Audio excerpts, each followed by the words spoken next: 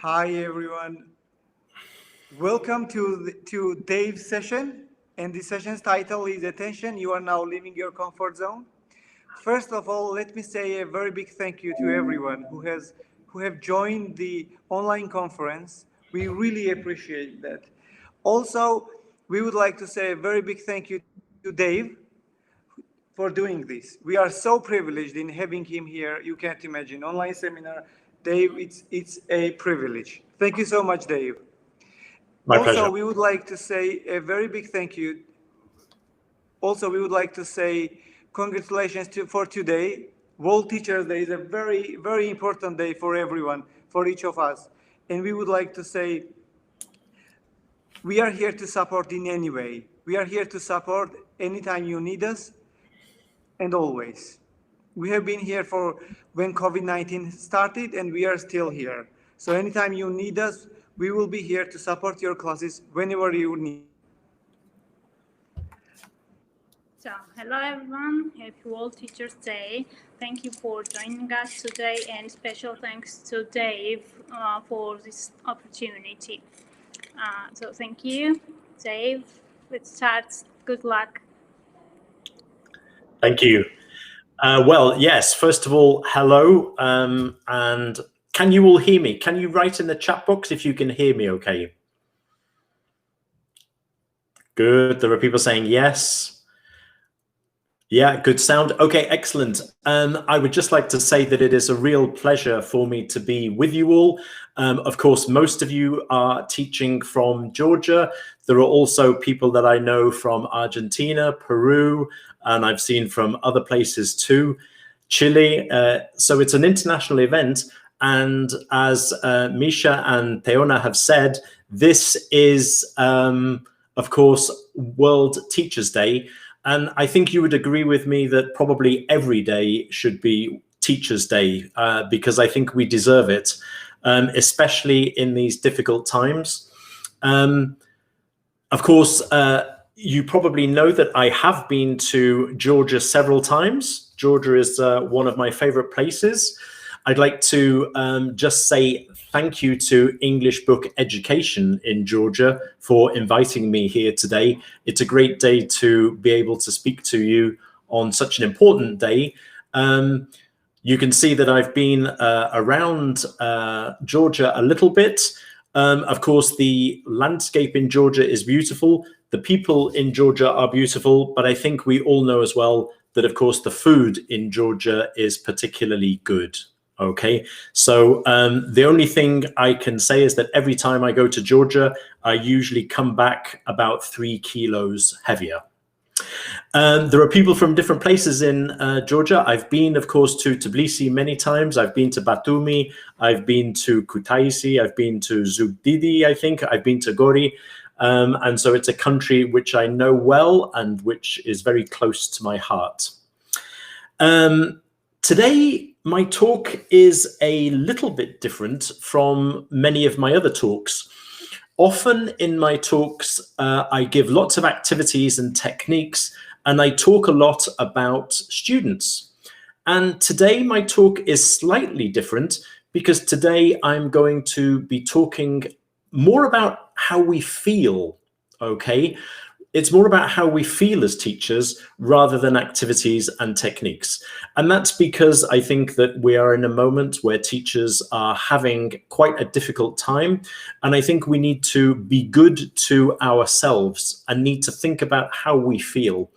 And also today, I will be talking a little bit about students, but today my talk is really concentrating on teachers more than students, okay? So, that's really the focus today. It's about feelings and it's about teachers.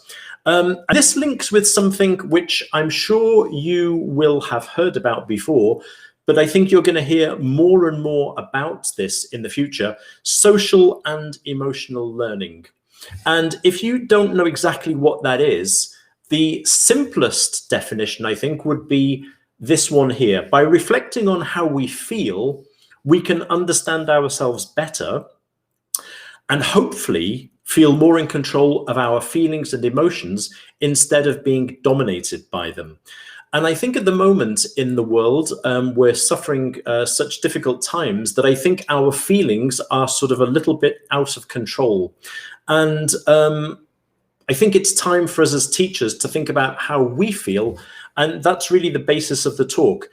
The basic idea, by reflecting on how we feel as teachers, we can understand ourselves better and feel more in control of our feelings and emotions. So we're going to think about like how we feel and why we feel that way and what we can do about that. By the way, I'd just like to say hello again, because I can see lots of nice messages there from everybody.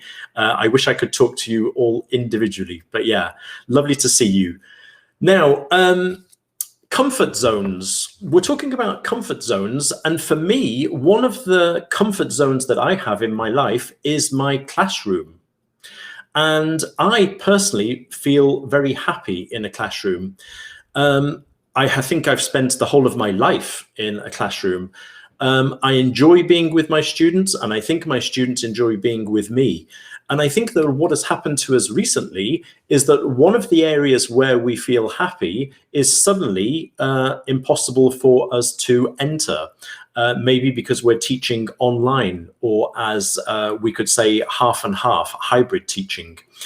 The question is then, yes, somebody's saying, yeah, I missed the classroom. Isabel, you missed the classroom. Hello, Isabel.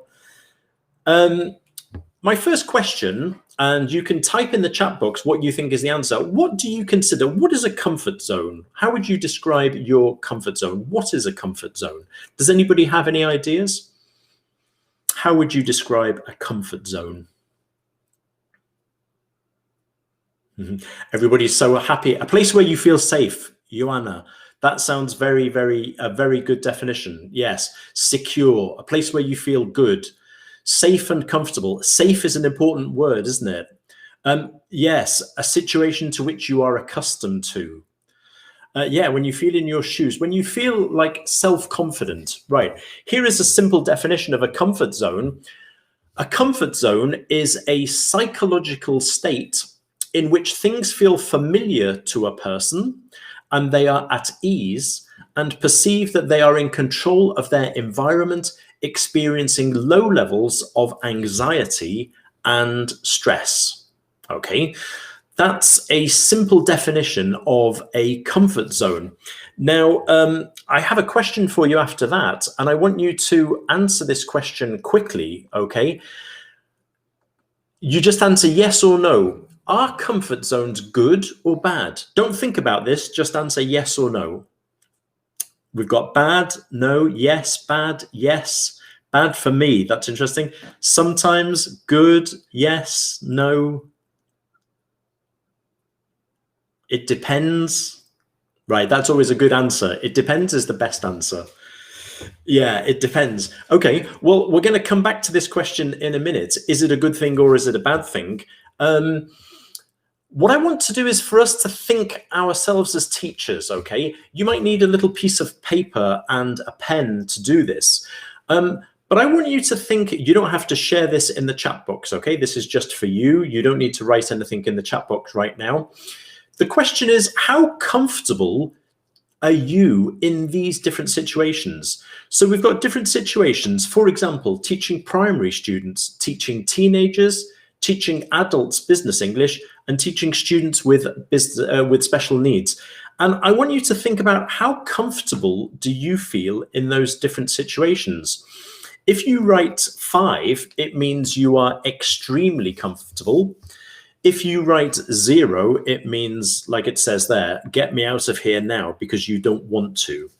Just have a think. You don't have to share. You can share in the chat box if you like, but otherwise you can just write it down for yourself. Now, what I would like to point out is that, for example, can you just answer yes or no? Has anybody written number 5 for all 4 situations? Yes or no?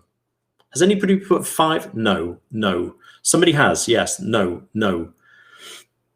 Okay, my feeling is that most people are saying no. And what I wanted to point out to you is that I would not answer 5 for everything, For example, teaching teenagers, I would say for me, I would say 5 because I feel comfortable in that situation. Teaching primary students, for example, young primary students, I would put, for example, maybe 2 because it's not something that I feel very comfortable doing. Teaching adults business English, I think I would put 4, okay, because I'm quite happy doing that.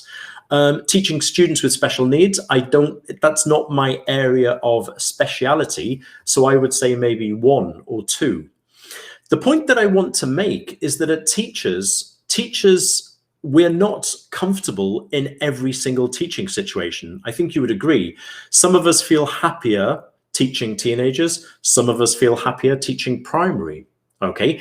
Now I've got some other situations, and I want you to think also about your numbers. So, for example, teacher training, teaching teachers. How comfortable would you feel doing some teacher training? 5. Okay, so Isabel, and I think Isabel, you do that. No, you teach teachers. Being observed teaching, you might not feel so comfortable. Maybe you do. Watching a video of yourself teaching, how comfortable do you feel?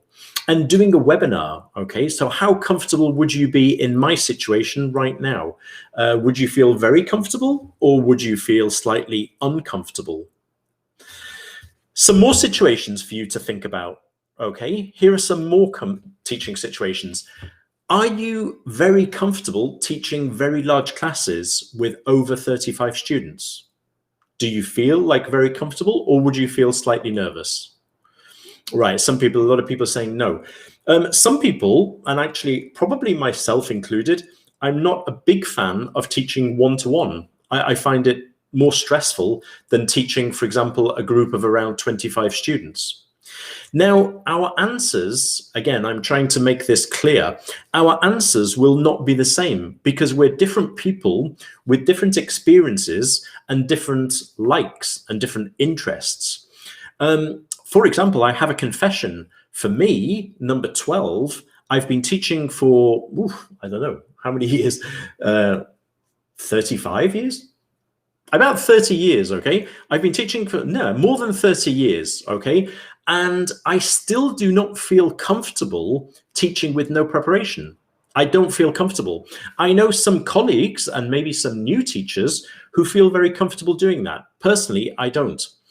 What does that mean to me? It means that when I teach, I always make sure that I prepare very, very carefully. That's because the way that I feel happy is having everything under control. If I do a webinar, I need to spend a long time preparing. I need to spend a long time practicing. But that's not true for everybody. My point is that we're all different individuals and we're all teachers, but we all teach in different ways and we all feel happy in different situations.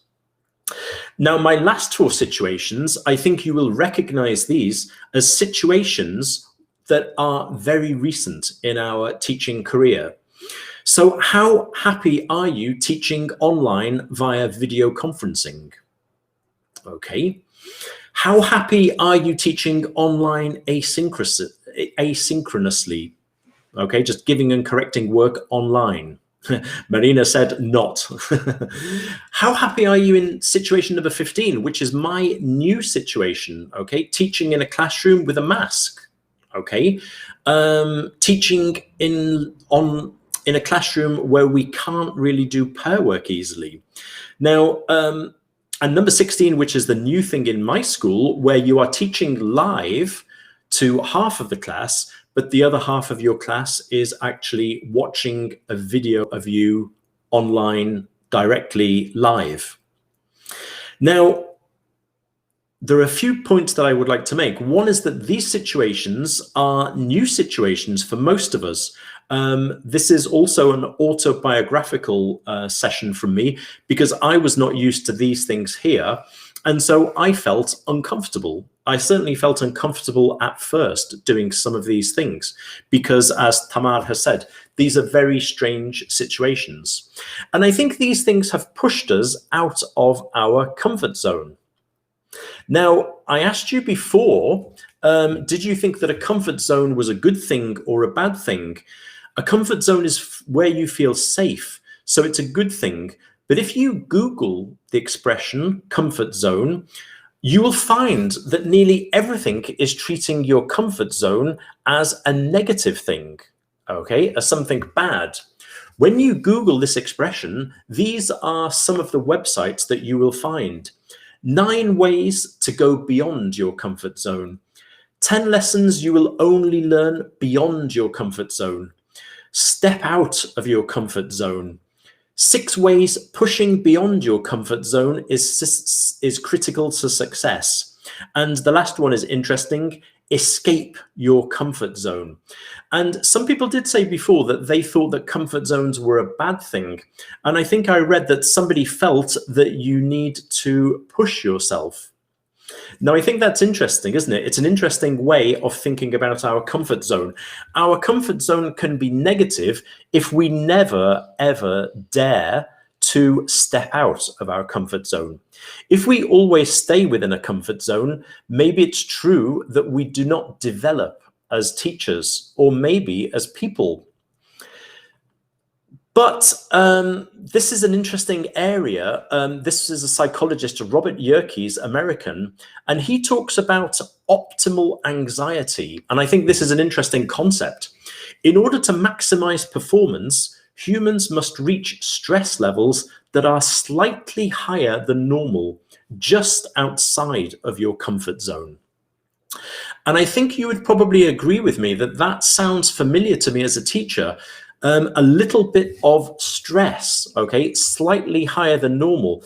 And I think that teachers, and for somebody like me, we often go slightly above our comfort zone. Now, the problem is, Robert Yerkes points out, anxiety improves performance until a certain optimal level, okay? And beyond that point, performance deteriorates as higher levels of anxiety are attained. And I think this is a really interesting concept for us as teachers.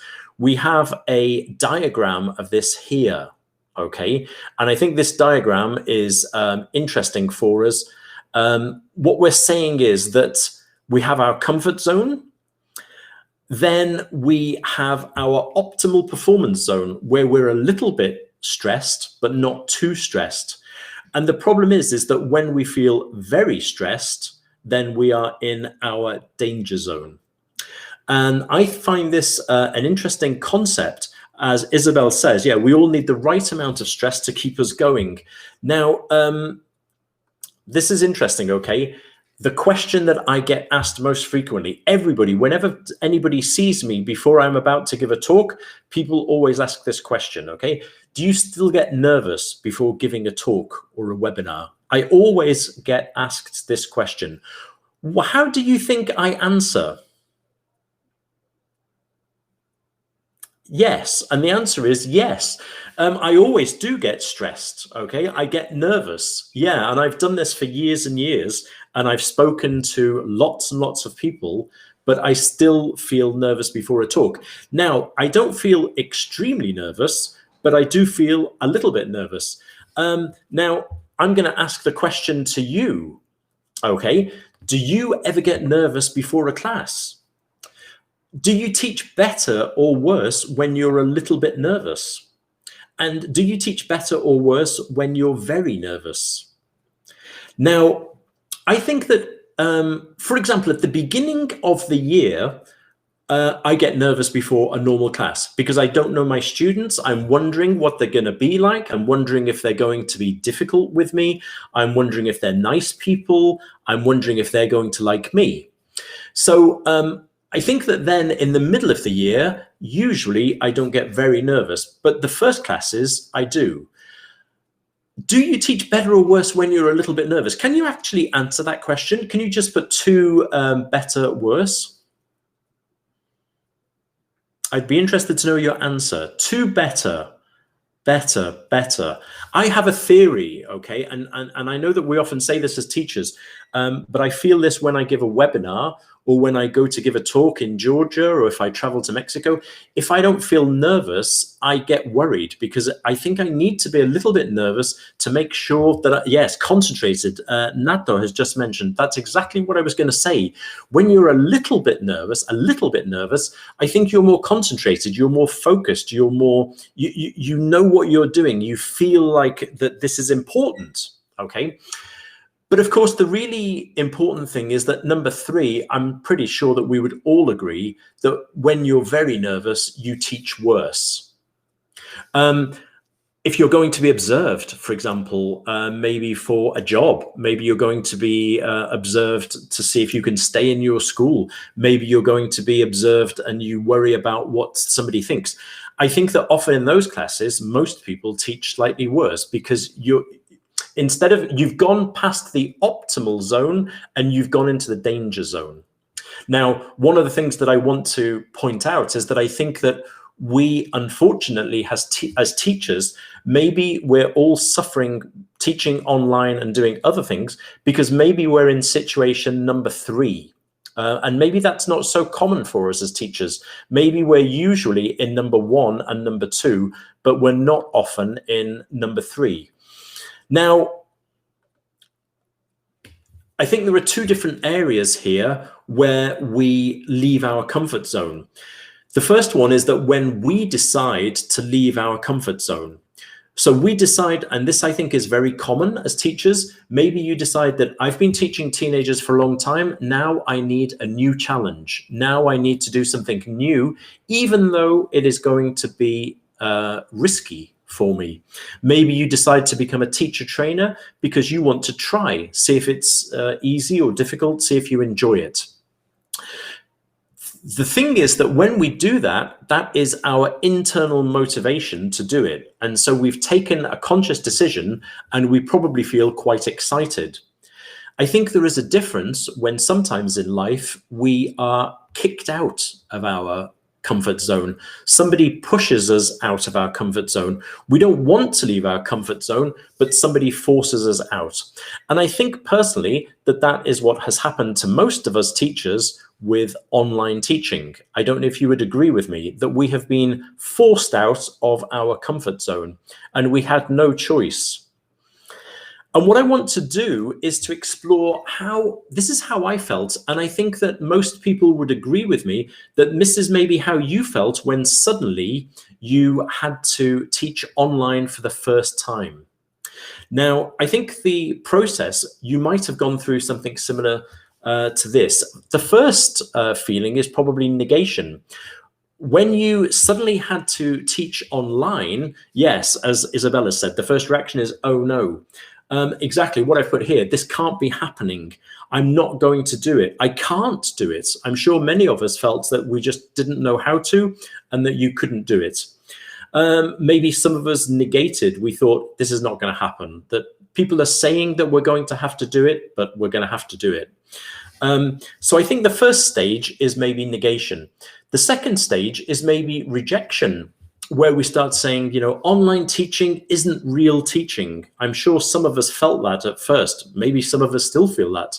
But at first, maybe some of us felt, you know, this doesn't work. It's not real teaching. It's stupid. It's a bad idea. So after negation, we have rejection. After rejection, maybe we have resignation. And resignation is saying, okay, well, if I have to do it, I will do it. This could last for months, so I'm going to have to do it. I suppose if I have to do it, I will do it. Okay, so many of us would have gone through negation, rejection, and then resignation.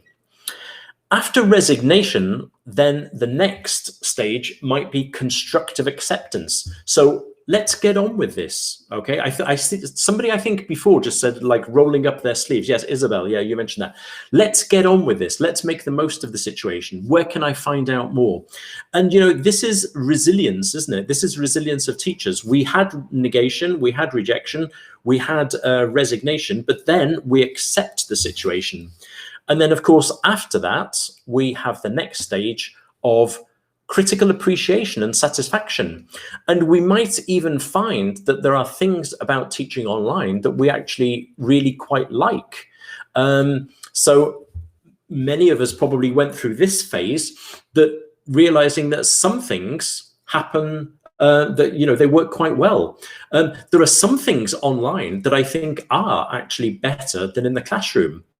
There are some things that I don't like, but there are other things that I do like. So we've gone through this whole stage and realized that, okay, it's not as bad as we thought. And maybe there are some actually very good things about it.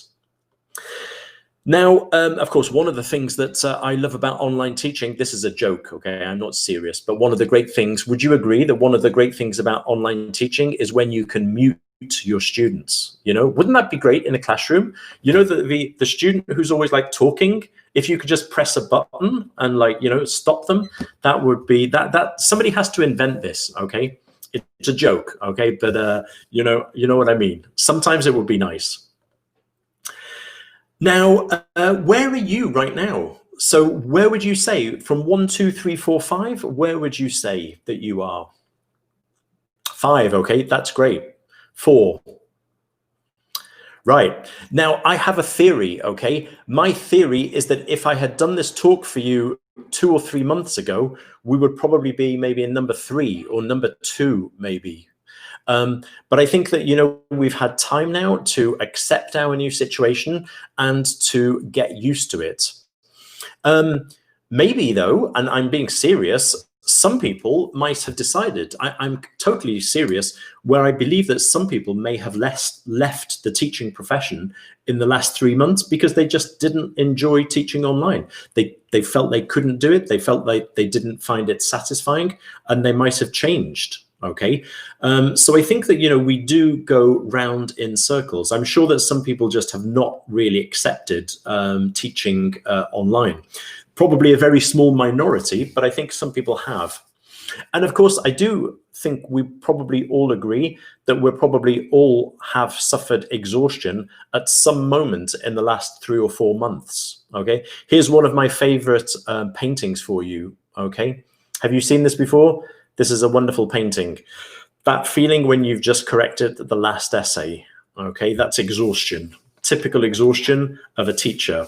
And I think actually, you know, teaching online, we learn not to set too much work where we have to correct, okay? Because it's very easy to set work and then suddenly realize that you have to correct it afterwards. Right, now, of course, we are now, I hope, thinking very positively. And I think we should feel positive because we've actually, by going outside of our comfort zones, I think we've probably gained a lot. One of the things that I'm sure we've all gained in the last 4 months is new knowledge. You know, maybe, I don't know, were you all experts in Zoom or Microsoft Teams 4 months ago, 5 months ago? Did you know about this? Again, I knew a little bit about it, but I'd never actually used it. And I think it's nice to look back now and think, okay, in the last 4 months, I have learned about things that I never knew before. I knew a little bit, but not much. And I think that it's, you know, again, I have been teaching for 35 years. I am now an old man. And I thought that I would never be learning anything new as a teacher. But in the last 3 or 4 months, suddenly I have learned a lot more. And we can still learn as, even as experienced teachers, we can still learn a lot. By the way, this article from The Guardian, if you'd like to read it one day, the Zoom boom, just Google The Guardian, the Zoom boom. It's a very interesting article about why Zoom makes us quite tired. Okay, so it's actually very interesting. Have a read of that if you get a chance. The Zoom boom. Another reason to think positively is that I think we have all gained some new skills as teachers teaching online. We've probably gained what I call some new skills and superpowers, okay? For example, one of my new superpowers is that I can read badly photographed essays, okay? This is this type of thing that my student was giving me, and I found it impossible to read, okay? I've also taught them to take correct photographs of their work, but these essays, it's incredible, isn't it? in the classroom, I was always used to reading upside down, but now I have to read terrible photographs. This inspired my next photograph, okay? I hope you like this.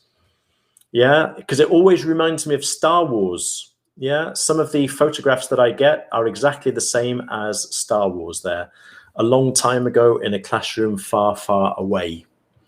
Yeah, Isabel, you get Word documents too. Yeah, I get a bit of everything, but I definitely have taught them how to take good photographs now. Another superpower is that we can recognize our students just by the top of their head. Okay, so that's another one of the little superpowers that we get. You know, the typical sort of like all you can see is the top of somebody's head. So that's another superpower that teachers have managed to learn. Now, another superpower, okay? Can anybody tell me, does anybody know the fastest way to fail an English writing exam? I'm going to show you, okay? Yeah, definitely. Developing IT skills as well, yeah. Well, the fastest way to fail an English writing exam is to put, this is my English writing exam, where English is spelt with a small e, and writing is spelt with a double T, okay? Now, usually students' spelling is very bad. Now, the problem of using Word documents is that, of course, we also have typos. Everybody knows what a typo is, right? Typos are when you just make a mistake when you're typing. So this is what I got from a student recently. Isn't that great? You know, life was already complicated and now we have typos as well. So we don't just have writing with two T's, we have wording, okay? Typical, isn't it? So, you know, again, as teachers, we have to remind our students to type carefully, please, also, okay? Right, more reasons to feel positive. And I think this is the most important thing to say, and I think we've probably all realized this now as teachers, is that when I started teaching online, I thought everything is going to be new and everything is starting again from zero, from scratch.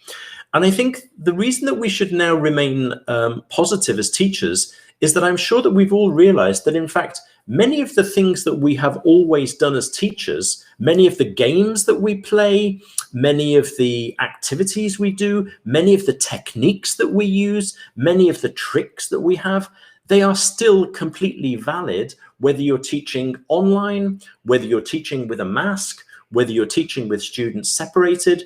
All of those tricks that we have as teachers, they're still useful. And what we're doing is we're not learning a totally new profession. We are putting those old skills into new situations. And that means that if you are an experienced teacher in the classroom, you're still going to be a very good teacher online because you know about teaching. One thing is the platform, one thing is the whatever technology you use, but the really important thing is that we are still teachers who know lots about teaching. And we're not starting again from zero, we're simply pushing our boundaries, which is what Isabella's just said. We're extending our zones. And I want to give you some examples of this right now, okay? Some games that I've always played in the classroom that we can play now. We can play this in the chat box, okay? This is a favorite activity of mine. I want you in the chat box, you can ask me, this is your opportunity to ask me any question you like. You get a point if your question is correct and if my answer is yes. So if my answer is no, then you get 0 points, okay? If my answer is yes, then you get a point. So type very quickly in the chat box any question you would like to ask me. If your answer, do you like teaching, Isabel? Yes, I do. 1 point for Isabel. More questions. More questions for me. Are you an experienced teacher? Yes, I am. Do you speak English? Very good, Tamar. Yes, I do. Do I like reading? Tatiana? Yes, I do. Do I like Khachapuri? Yes, I do. That is the best question so far. Have you written any textbooks? Yes, I have, lots. Do your students love you? Well, Camila, it depends on the day. Most days, yes, not every day. Did you have breakfast? Coffee only. Can you cook? Irina, hello, Irina. I didn't realize that it was you. Hello, Irina. No, I can't. I'm a very bad cook. Have you ever tasted King Kali? Yes, I have. Can I just show you this book? Okay, this is just like taste it. It's called Tasting Georgia. It's a book full of pictures of Georgian food. Okay, so this is my new book. Can you swim? Yes, I can. Right, we're going to stop this activity, okay? But this is a great activity. This is a great activity for a chat box. So with your students, do exactly the same exercise. Of course, the fun is that you're answering yes. If you answer no, there are no points. It's extremely fast. And it's just a nice way of activating the students. Again, with online teaching, I think one of the problems is we feel we don't have interaction. But with a simple activity like this, where there are like over 300 teachers with us today, we can still have interaction. We can interact. Even though you're a long way from me, we can still interact. So somebody asked what I call it. I call this activity just say yes. Okay, so the answer is you ask the question and the answer is always no. Sorry, the answer is always yes, but very simple activities to do in the classroom. Excellent. Next activity. Okay, now literally, if you use Zoom, have you played Pictionary? Because Pictionary is just a great activity, and of course, in the Zoom box, it's very difficult to draw well, which makes the activity much more fun. Okay, so you get the students to choose a word from their vocabulary list, and they draw it using Zoom. And it works almost better than in the classroom because the students' pictures are often worse, and so they are funnier. Simple activities like 20 questions, of course, even 20 questions would work. Or another activity, which is one of my favorites in the classroom. This again is an activity for the chat box, okay? This activity is really fast, so you have to go really quickly. I'm going to give you a category of objects. You must give me one thing that is in that category, okay? But you must never repeat what somebody else has written in the chat box. That means that you have to go extremely fast, okay? Extremely fast. I'm going to give you the category now. As soon as you see that word that you have written, somebody else has written it, you have to choose a new word, okay? Are you ready? This is going to go fast, okay? So I want you to write in the chat box things that are usually read. Go fast. Tomato, no repetition of tomato. Tomato, cherry, apple, lips. Apple is repetition. Pen, a red pen, a teacher's red pen. Lipstick is good. Eggs, are eggs red? Is a pineapple red? Blood, but you see blood has been repeated. So now we have to think of something else. Cheeks is excellent. Who wrote cheeks? That was lovely. A rash, that's very good. Red handbag. A red balloon. London is red. Well, red dress. A nose in winter. What a great answer. Okay, so you get the idea of the activity. Shall we do one more? Let's do one more, okay? A new category. Are you ready? New category. Here we go. Things that you can find on a beach. Sand, but that's repeated. So as soon as sand is repeated, and shells. Okay, lots of excellent activities. A parasol. Okay, right, you get the idea, okay? We've got lots of categories, anything that you like, okay? Here are some more categories. We're not going to do this, but it's a great little game. Now, my point is that this works really nicely in a chat box because there's no shouting, and there's also lots of different vocabulary because you cannot repeat words, okay? So I think it's a really nice activity. Like I say, some activities work even better online than they do in the classroom. So these again are reasons for us to feel positive. One thing, this talk is being recorded, so if you want to watch it again to look at some of these activities, you'll be able to see the recording of that, okay? Right, so the point that I was making is that many of the things that we already know are still valid online. Another reason to think positively is that really the most important thing about teaching is the relationship between teachers and students. And working online, as I said before, maybe our relationship is slightly different, but our relationship is still strong. And I think some of the things that I have noticed about teaching online is that sometimes shy students are more opening in an online situation than in the classroom. Sometimes the students who, sometimes disturb a class, they don't have the same chance of disturbing the class and being the focus of attention. I think online often there's a bit more work time. There's slightly less conversation, which is a bad thing, but it does mean that sometimes you can get more work done. Another thing is interesting in Zoom or Microsoft Teams is that we don't have a back row. So students can't hide at the back of the class. Everybody is equal. Everybody is at the front of the class.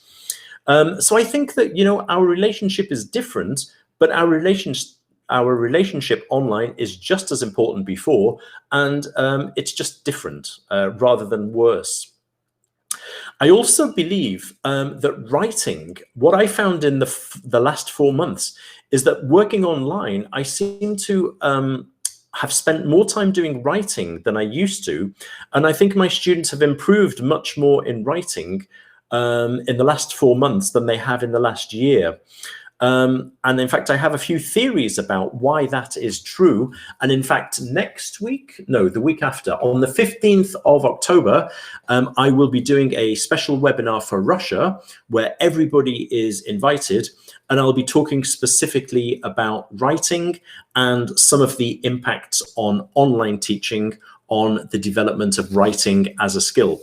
So if you would like to join me for that, I will be advertising it on the Gateway Facebook page soon. Oh, Verico, you're making me cry. That's some of the nicest things that you're saying to me. Thank you. But yes, please do join me for that. I will advertise it soon, okay? So we'll be talking about developing writing. Right, now, other reasons to think positively. Well, you'll never walk alone. I'm sure that as teachers, you have realized that over the last 4 months, there has been so much help for teachers. Of course, I work always in conjunction with Macmillan. Macmillan have just done so much, and everybody else. So I'm saying Macmillan because they are my publishers, but all of the publishers have done lots of webinars. They've done lots of work to help distance teaching. And I'm sure that you would agree that, there's been so much help. In your case in Georgia, as Misha was saying before, English Book Education will have been helping you non-stop for the last 3 or 4 months. And I think it's been really great to see that, people who are in the teaching profession, they're all helping each other. And that is the strength, I believe, of teachers, is that we do help each other. We help our colleagues, we help our students. And if you look at any of those links, when you look back at this talk, I'm sure you'll find useful things. Help with digital books, help with student materials, help with webinars, help with back to school activities. So there's lots of things out there. So I think we should always feel positive because you are never alone.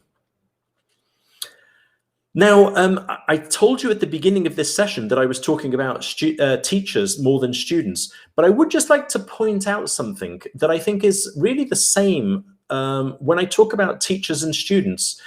We talked about teachers feeling negation, rejection, resignation, acceptance, and critical appreciation. And I do believe that our teenage students go through the same procedures all of the time in the classroom. Teenagers are always being pushed out of their comfort zones. I think it's a period of life when you don't have a comfort zone because you are always sort of developing as a person. And I think sometimes, this is very briefly, but I believe that sometimes when our students say, this is stupid, I'm not going to do this, I don't want to do it, let's think that maybe the reason that they are saying that is that because they are feeling uncomfortable. And I believe that teenage students also go through these phases of negation and rejection and resignation. And Isabel, yeah, maybe that's true. Number 4 and 5 are more difficult for teenagers, but numbers 1, 2, and 3, they really are. And I really believe that when students sort of like seem as if they're rejecting us or rejecting English, all that's happening is that they are feeling quite threatened. So it's worth remembering that. It's also worth thinking. This is a fascinating article from the Independent newspaper. Failing 15% of the time is the best way to learn, say scientists. Now, when you think about that headline, I think I understand that perfectly, because I think this is the same as our diagram before. Let's imagine you are a student. If you are in your comfort zone and everything is very, very easy, you won't learn anything. If you are in the danger zone, that's because what you're doing is too difficult for you. When something is extremely difficult, then you're not going to learn much. And I think when it says the 15%, I think it's like putting a number on what we described before as the optimal performance zone. Okay, so I think that, in other words, by pushing our students a little bit, we're going to get good results. I think you would agree, if you don't push your students, you're not going to get anything from them. If you push them too far and things are very, very difficult, you're also going to face problems. As teachers, the same as students, maybe what we need to be doing is going into this optimal performance zone where we're pushing students just a little bit further, not too far, but a little bit further. So I think that's worth thinking about that concept with our students too. How far do we push them? And I think it's an interesting concept for us. Maybe one day I'll have another talk about something more about this. But I think it's an interesting concept that we need to push a little bit. And as teachers, the difficult thing is to know how far can we push. Now, these were the 16 questions that I had for you at the beginning. If you look at the title at the top, my question here is, how comfortable were you when you first experienced these professional scenarios? Now, if I look to me, for number 2, I said before that teaching teenagers, I feel number 5. For me, I'm number 5 because I feel usually totally happy in that situation. But when I began as a teacher and I taught teenagers for the first time, I was probably a number 2. Now, this is an obvious point, but the point that I want to make is that our comfort zones are never static. They're always developing. We keep on learning. We keep on pushing our comfort zones. And what for us today is very difficult and uncomfortable may become very comfortable to us in the future. So when we began online teaching, we maybe felt a little bit unhappy about that. But now, as time goes by, our comfort zone increases. So I think it's very useful for us to remember as teachers is that our comfort zones are never still. They're always moving. They're always dynamic. And that links to this idea of lifelong learning. I'm sure you know this expression. We often say to our students, they need to keep on learning because the world keeps on changing. Jobs keep on changing. The work situation, technology keeps on changing. And I think the great thing that we have done as teachers in the last 4 months is that we are a great example to our students. We are a brilliant example to our students. We have learned to do new things. We have continued learning. We've continued developing through our experiences.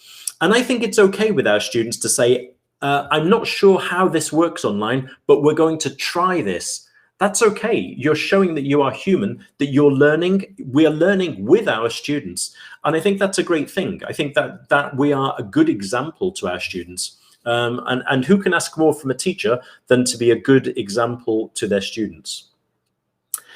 While I say that, I'm just going to mention it is true that I had a message recently with somebody who said that they were crying at home and they felt better after reading one of my posts. Because if you're teaching face-to-face with masks, I think we all feel I feel myself, and I know my wife is a teacher, an English teacher, we feel that we're not teaching as well as we used to. With masks and without pair work and without group work. And the thing that I want to point out is that right now, if you are in the classroom, the number one thing is really seriously for us all to stay very safe. We need to stay safe, we need to stay 100% healthy, and we need to keep our students safe. So if we're not teaching the best lessons that we have ever taught in our lives, then I think we have to simply accept that. This is a difficult time, but at the moment, we have to do our best for our students. Yes, Tatiana, teaching in a mask is horrible. I agree. Hello, by the way, Tatiana, I saw your name before. Nice to see you. So my point is that teaching is very important, but actually staying healthy and keeping other people healthy is actually right now even more important than being a great teacher. Okay, so let's stay safe above all. Okay, and let's look after each other. Actually, I'm not going to show you that. We don't need to show you that. What I was going to say, because we're coming to the end of my session, if you have got questions, you can ask me some questions now, but please, you can always contact me at the Macmillan Gateway Facebook page. I always reply personally to everything that goes up there. If you have any questions, then just please do ask me, put in any comments that you would like. If you'd like to put any comments about the webinar, that would be also useful for me.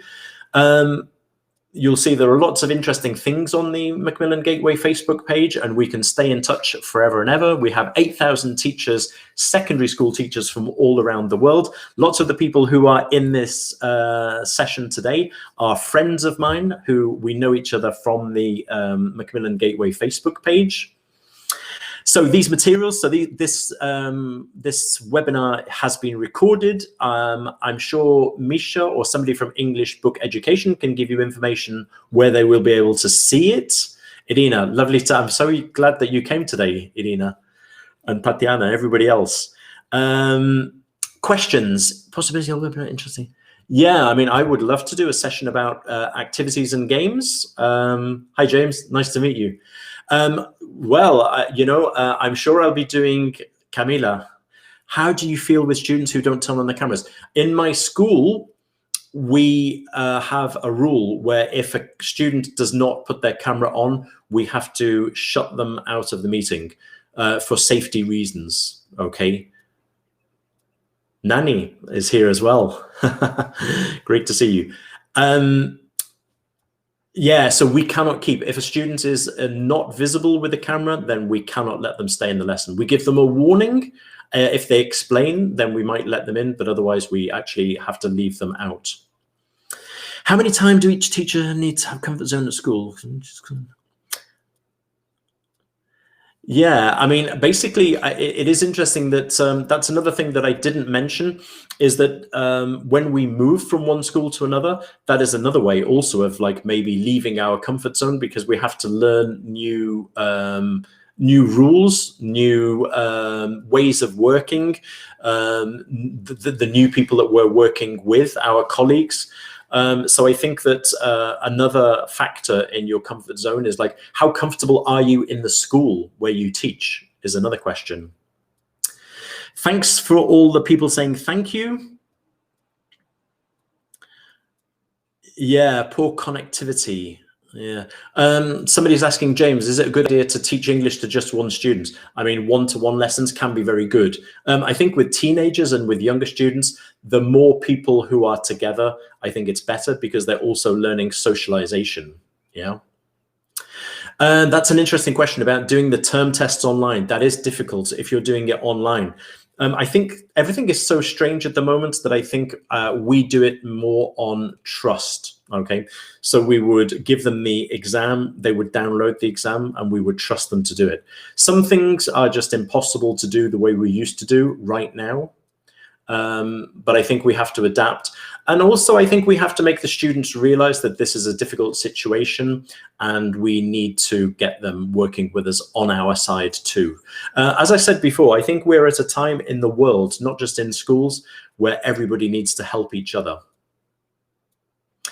Okay, I think I'm going to pass over because I've just finished 1 hour. Thank you so much for all of the nice comments. Somebody has just said that they would like to see me again. I would like to see you again. I'm sure one day with English Book Education, we will try to organize another webinar, maybe on something on classroom activities. Do please contact me at the Gateway, Macmillan Gateway page. I'd just like to say a final thanks to all the people in Georgia that I've met over the years. To the people in English Book Education. I've met lots of teachers. I met lots of young teachers the last time I was there. Thank you for organizing this. Thank you to Maria in Poland for also helping with the technical side. And I think I'm going to hand back to you, Misha and Theona, just to say goodbye. But thank you very much. And if you do have any other comments, just please get in touch with me.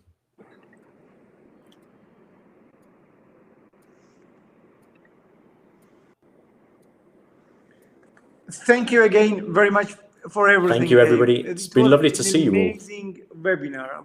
I thought we were live. It was great.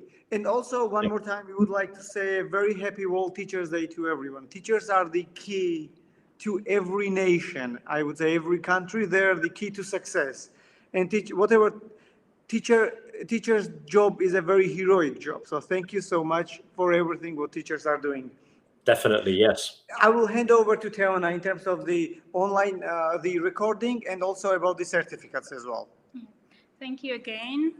I'm sure you enjoyed the webinar. For certificates and the recording, you'll get them by the end of the next week. Thank you again, and wish you a successful academic year. And a very healthy one. So thank you so much, everyone. Stay healthy. Everybody, I hope that one day I'll be back in Georgia personally. When this silly virus has finished, I promise that I will be back one day. With pleasure. So. Thank you. We will be very privileged to have you here, Dave, again. Thank you so much. Thanks to everybody. See you. Thank you. Bye-bye. Bye.